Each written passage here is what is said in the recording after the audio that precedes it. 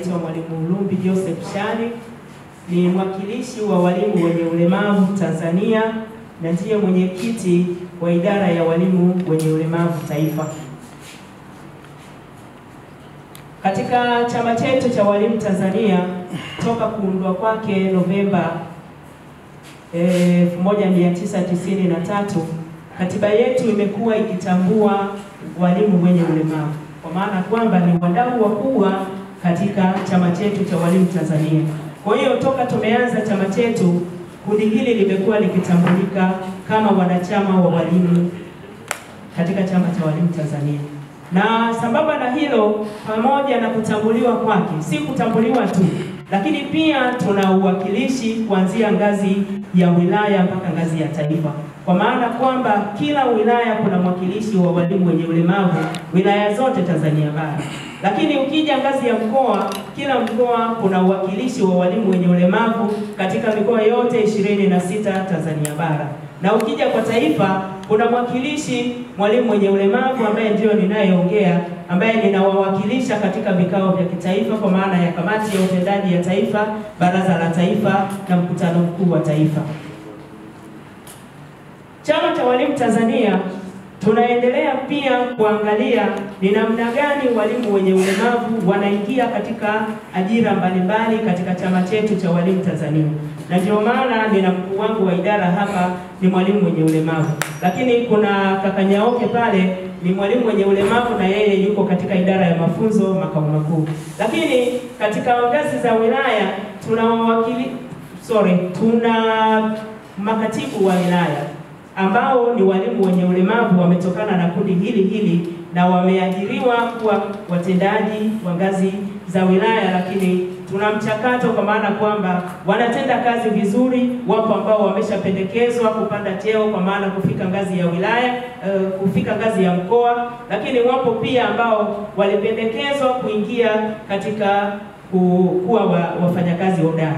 Na utaona kwamba ni jinsi gani kwamba kundi hili pamoja na kwamba tuna ulemavu, lakini bado tuko imara katika kufanya majukumu yetu katika walimu wetu tulio nao.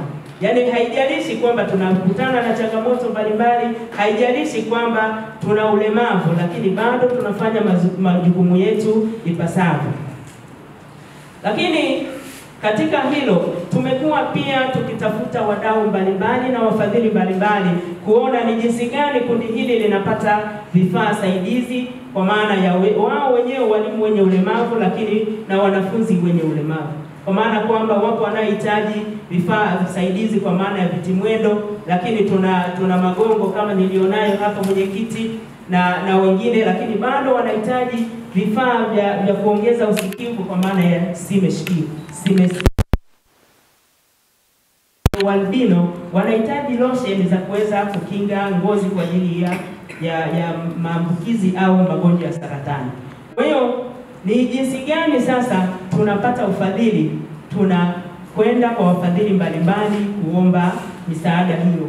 Lakini pia chama cha walimu kimeona kwamba walimu hao wenye ulemavu wanahitaji usaidizi, na ndio maana hapa tumewasimamisha wasaidizi wetu kwamba kutokana na aina ya ulemavu alionao hawezi akafanya kazi yake effectively kutokana na ulemavu alionao. Anahitaji usaidizi, si hapa tu, hata mahali pa kazi.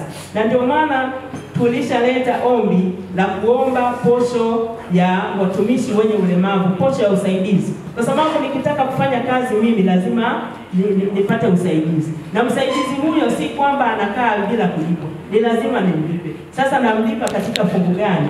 Namlipa kutokana na mshahara nilionao. Sasa je, mtumishi huyu mwenye ulemavu atalingana kipato na mtumishi ambaye si mwenye ulemavu? Unaona kwamba ni haiwezekani. Kwa hiyo ndio maana kwamba hilo ombi tulilolileta, naamini mtaendelea kulifikiria kwamba ni kweli watumishi wenye ulemavu, sio walimu tu, watumishi wote wa umma wenye ulemavu wanahitaji kupata posho ya usaidizi ili waweze kujikidhi katika maisha yao sambamba na watumishi wengine. Mheshimiwa mgeni rasmi, sambamba na hilo, tupo leo ni mwaka wetu, kwa maana kwamba bajeti yetu sisi huwa inaanza Januari. mwanzoni mwa mwaka. Kwa hiyo hawa wapo kwa ajili ya kikao hiki, lakini kesho tunaanza baraza la taifa ambalo ndio wapitisha bajeti ya chama kwa mwaka mzima. Kwa hiyo ni wajumbe katika baraza la taifa. Na sambamba na hilo, tumeendelea kushirikiana vizuri kabisa na uongozi wetu wa chama cha walimu ngazi ya taifa. Yana katibu mkuu hapa atakaposimama atazungumza, alafu ataenda kukukaribisha ili uweze kuendelea na hotuba, japo itakuwa ni baada ya risala. Kwa hiyo katibu mkuu, mimi nikushukuru. Ni kundi la walimu wenye ulemavu, wawakilishi kutoka kila mkoa. Umeona ni jinsi gani ambavyo wanafurahia na wanaendelea kukuunga mkono wewe, rais, makamu wa rais na mweka hazina, ambapo unaendelea kushirikiana kwa hali na mali katika idara hii, kuona kwamba na sisi walimu wenye ulemavu tunafanya kazi kwa kufurahia sambamba na walimu wengine. Wajibu na haki.